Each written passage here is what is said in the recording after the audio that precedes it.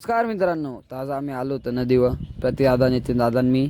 आणि इकडे बघा आपल्या नदीला किती भारी पाणी आलंय.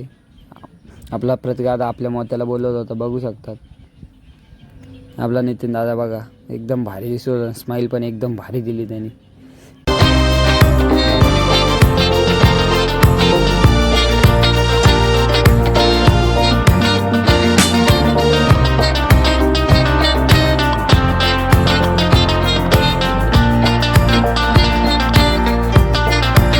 आपला मोत्या बघू शकतात, एवढं लांबून आला इकडे. नाही दोघं बघा त्याच्या पाठीमागे लागले, त्याला आंघोळ घालायची म्हणून तो पळत होता. हे दोघांनी बघा काय बितवलं त्याच्या भोवती.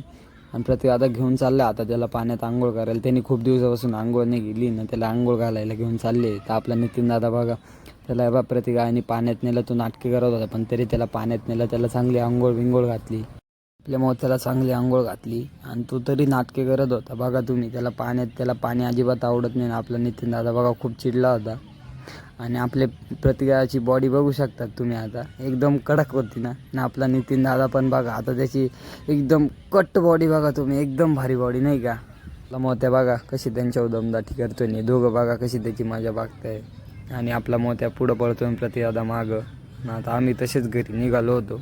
आपला नितीन दादा बघा आम्ही घरी चाललो होतो. हे बघू शकतात आपला मोत्याने दोघं.